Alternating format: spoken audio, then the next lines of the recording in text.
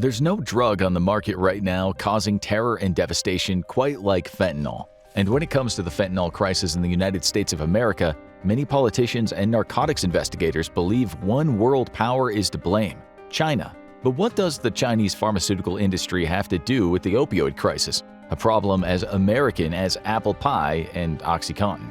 Before we discuss the speculation of the CCP's involvement in the American opioid crisis, we need to understand the opioid crisis itself and all the grim details it entails. In the 1990s, the use of prescription opioid use in the United States accelerated, followed by a second wave in 2010. By 2013, synthetic opioids took over the market, dominated by fentanyl, and fatal overdoses began to skyrocket. Synthetic opioid abuse and related deaths saw another massive, tragic increase during the already tragic year of 2020, and in the years since, fentanyl deaths and the fear surrounding them have only grown. So we hear a lot about how bad this fentanyl stuff is. Why exactly is it such a problem? Fentanyl and its analogs such as carfentanil, protonidazine, and isonidazine cause severe depression of the central nervous system and the respiratory system, which can cause death, especially in those who are not accustomed to opioid use. Not only that, it's extremely easy to accidentally overdose. For context, a lethal dose of heroin is 100 milligrams. A lethal dose of fentanyl is 2 milligrams, and doses as small as 1/4 milligram, equivalent to a single grain of sand, can place a person at a high risk of overdose. The introduction of synthetic opioids has massively contributed to opioid-related overdose deaths in the United States. Of the 68,630 opioid-related deaths recorded in 2020, 56,516 of them were related to synthetic opioids, mostly fentanyl and its analogs. As the use of synthetic opioids has gone up, the use of other opioids such as heroin has gone down. This trend has been attributed to lower cost of production, ease of synthesis on part of the manufacturers, and stronger or longer highs. Fentanyl has a higher potential for addiction than morphine or heroin and is 50 to 100 times more potent than morphine. Fentanyl is also frequently used to cut other drugs such as cocaine, meth, or heroin. Oh, and one more thing about the difference between fentanyl and heroin.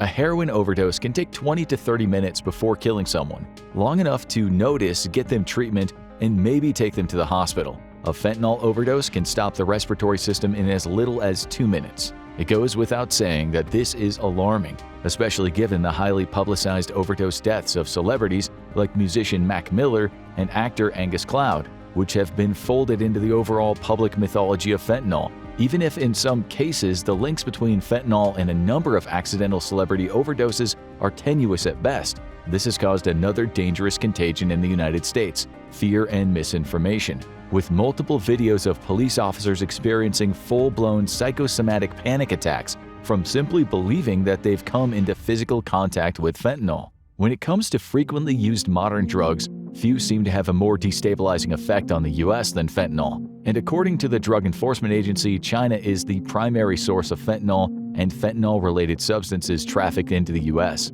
Naturally, there have been attempts by the Chinese government to address this in the face of international scrutiny, but the illegal drug trade has found its ways to work around the system. In May of 2019, the Chinese government banned the production and the sale of fentanyl and several of its variants. This put a significant dent in the country's fentanyl trade, but not for long. Like the Hydra in Greek mythology, cutting off the head of the fentanyl monster only caused new, more insidious heads to crop up in its place. And where do you go when you want to do something seedy without getting caught? The World Wide Web, of course. Chinese drug vendors have been able to tap into online networks to market both fentanyl and analogous drugs, as well as the chemicals that can be used to manufacture them and ship them directly to their customers in the United States, Europe, and Mexico. These vendors often use a variety of shell corporations to mask their operations and ship their products from remote cities along the interior of the country, where they'll face less scrutiny from police than in bigger, more populous cities. The Chinese National Narcotics Control Commission commented on the possibility of internet-based fentanyl sales in a statement to NPR, saying currently there's basically no information related to the illegal sales of fentanyl-class chemicals on websites within Chinese borders or pharmaceutical and chemical platforms. But due to the openness, anonymity, convenience, and cross-border nature of the internet, any country would have a difficult time completely eradicating illegal information. Matt Donahue, the DEA Deputy Chief of Operations responsible for overseeing the agency's international work, agreed that the detected amount of fentanyl shipments decreased following these legal bans. It was all coming through the mail, aircraft, not in large quantities because it was so pure, the fentanyl that they were making over in China, but once they classified entire analogs of fentanyl, it made a huge difference. However, Chinese vendors have found new strategies to get around these restrictions. They might not be selling fentanyl itself, but they're still able to sell all the tools a fentanyl dealer would need to manufacture their own. One example is Shanghai Huiletonga Biological Technology Company, a registered pharmaceutical company where a vendor working under the alias Benjamin Chen sold these very materials. Chen did most of his advertising on Facebook, where he established a loyal customer base. Also operating under pseudonym Sun King or King Sun, he advertised his wares on Vimeo, LinkedIn, and Twitter. He managed to skirt around fentanyl bans by selling hot products for research chemicals, which are often only a few chemical steps away from a drug analogous to fentanyl. C4ADS found at least 31 similar vendors on Chinese wholesale e-commerce platform Alibaba more than 3 months after the fentanyl class ban was placed into effect. These were swiftly taken down, but just as swiftly replaced by 32 vendors found advertising 2 other precursors used to make fentanyl, neither of which were officially banned in the US or China. Extra-legal entrepreneurs like this work on a very simple principle. There are an almost incalculable number of chemical combinations that can cause some kind of desired narcotic effect, whether that combination is safe or extremely dangerous. And the kind of legislation needed to combat this multiplicity of chemical combinations moves incredibly slowly. Even when the governments of the US or China are able to draft legislation cracking down on a certain market, the sellers have already shifted their market. It's a darkly ingenious legal gray area that always seems to keep law enforcement a few steps behind the drug peddlers that they're trying to get under control. A salesperson at Hebei Icro Biotech Company Limited, a pharmaceutical company registered in Shijiazhuang, claims that it has dramatically reduced the number of synthetic opioids. But following an investigation by NPR in November 2019, that same salesperson confirmed that 99918, the code for a popular fentanyl precursor, was still being sold. This was in spite of the fact that it was banned in China in 2018.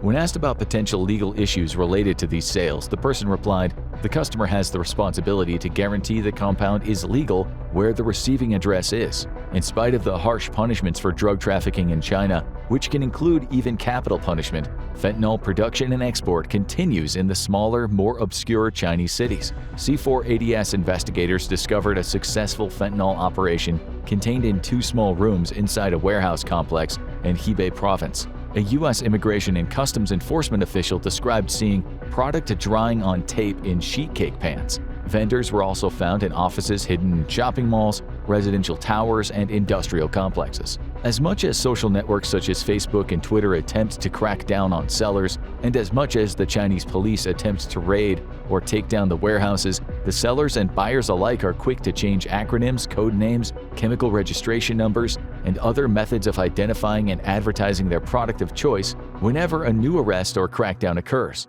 But how does the product get through the U.S. mail? In August 2019, the U.S. government issued an advisory warning federal agencies such as the U.S. Postal Service and private express mail services about shipments of fentanyl and similar synthetic opioids. But in spite of this increased awareness, drug vendors used aluminum alloy bags to ship the packages through international mail carriers. One company, Kaohsiung Biotechnology Company Limited, had sales associates use the phrase, "We offer discreet and reliable packaging and delivery. Fast and reliable shipping within 48 hours using our courier service, DHL, EMS, TNT, FedEx, or UPS. How exactly are these companies getting around the screening processes? Well, one possibility is the shipping of large volumes of illegal products hidden inside legal bulk cargo to the US, a classic drug smuggling technique that predates even the cocaine craze of the 1980s. There, the distributor is able to ship to individual customers. They're getting around increased surveillance on social media as well. Vendors are switching from platforms like Instagram and Reddit over to password-protected websites, where only pre-approved customers are given access. During the Trump administration, the Chinese government cooperated with pressure from the United States on the regulation of fentanyl. Some of this cooperative spirit was due to the assumption that the administration would lessen economic tariffs on Chinese goods. When that didn't happen, and when the Biden administration didn't lessen them either, tensions between the nations increased and cooperation decreased. Some United States politicians, such as Republican Senator Joni Ernst, accused the Chinese government of being deliberately malicious by allowing these fentanyl supply chain networks to persist. Ernst said in February 2023, "I think that the Chinese are intentionally poisoning America. We have to educate the American people. We have to work with our Mexican counterparts to push back against the cartel and the Chinese. We can't continue to lose our youth to this fentanyl epidemic." However, a spokesperson for the Chinese embassy in Washington rebutted this claim, stating that the United States must face up to its own problems instead of shifting the blame. It's important to note that in both cases, U.S. politicians like Ernst as well as representatives of the Chinese government have political capital to gain from pushing the blame elsewhere. Intentional or not, it's true that a large portion of fentanyl, its analogs, or precursor chemicals to these drugs have been entering the U.S. from China. So, what exactly can be done to address this? In March 2023, Mexican President López Obrador stated that he wrote to Chinese President Xi Jinping requesting that the Chinese government aid in the global fight against narcotics. In May, he repeated the plea following the alleged interception of a Chinese fentanyl shipment in the port of Lázaro Cárdenas. This came on the heels of Chinese Foreign Ministry spokesperson Mao Ning saying, "There's no such thing as illegal trafficking of fentanyl between China and Mexico." Well, the Mexican government would beg to differ. Amidst the mounting pressure from the Mexican government, the United States took another big swing at fentanyl and precursor chemical shipments from China. In October 2023, the United States announced sanctions on 25 China-based firms and individuals allegedly involved in the production of fentanyl precursor chemicals. The Chinese Foreign Ministry opposed the sanctions, calling them the severe infringement of the lawful rights and interests of the relevant enterprises and persons. It continued saying, "The Chinese government has been strictly cracking down on drug crimes, and we deploy the harshest control on precursor chemicals. Imposing pressure and sanctions cannot solve the United States' own problems. It will only create obstacles in the China-US cooperation on drug control." Still, the United States Department of the Treasury Office of Foreign Assets announced the sanctions, which would freeze the named entity's U.S. assets and bar any American citizens from dealing with them. The United States Justice Department also unsealed indictments charging 8 Chinese companies and 12 of their employees with crimes related to the production of fentanyl and methamphetamines, as well as the distribution of opioids and the sale of precursor chemicals. On November 15, 2023, President Joe Biden and President Xi Jinping met in California, where they announced that China would be telling its chemical companies to limit all shipments to Latin America and other locations that contain the precursor chemicals to fentanyl.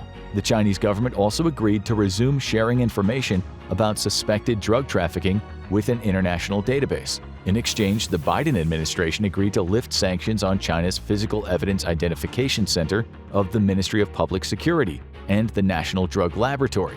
In May 2020, the lab was sanctioned for alleged participation in human rights violations against ethnic minorities in Xinjiang.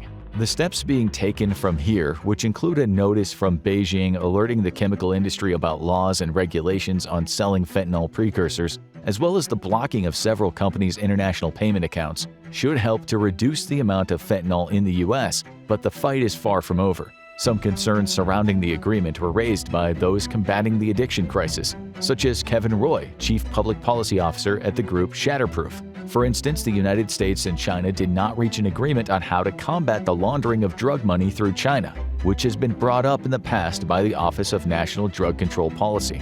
Political analysts have brought up concerns surrounding President Xi's dedication to the issue, warning that the Chinese government may stop cooperating again if it feels it's not benefiting enough from its relationship with the U.S., as it's done in the past. Even if the Chinese government cooperates wholeheartedly, there are issues standing in the way of addressing the drug trafficking problem in the country. The chemical and drug industries in China are massively spread out and contain many small companies operating on the margins, as well as the larger, more mainstream companies. Some of the trafficked chemicals are diverted from legitimate companies, allowing them to slip through the regulatory cracks.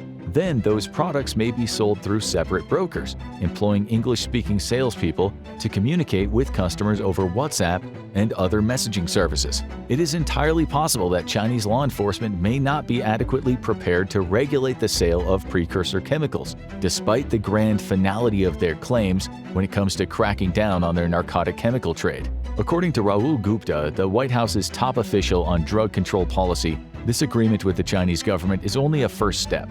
In order for real change to occur, Beijing must enforce regulations swiftly and decisively, ensuring that shipments are only going to legitimate customers. There's also potential for new, more dangerous drugs to emerge, even if the spread of fentanyl can be slowed or stopped.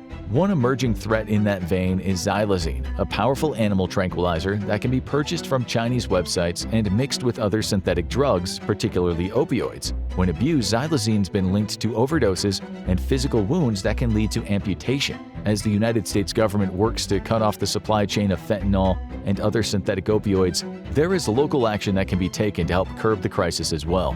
One vital tool in the battle against the opioid epidemic is naloxone, also known as Narcan, a rescue drug that can reverse opioid overdoses. Federal and state policies have been introduced to increase the availability of the cure, and private groups have also worked to distribute it in at-risk communities as a form of harm reduction. 40% of overdose deaths occur with another person present, meaning there is frequently someone available to possibly administer a life-saving drug if that drug is available. In addition to treatment, there are also more and more preventative measures available that can help avoid overdoses in the first place. Across the United States, lawmakers have been decriminalizing test strips that allow recreational drug users to screen their substances of choice for the presence of fentanyl. As the United States government works to battle the opioid crisis and waits to see how the new Chinese agreement will pan out, these more local strategies can help prevent needless death and suffering and add to the arsenal of weapons in the war against overdose. Now go ahead and check out this video, or maybe this one instead.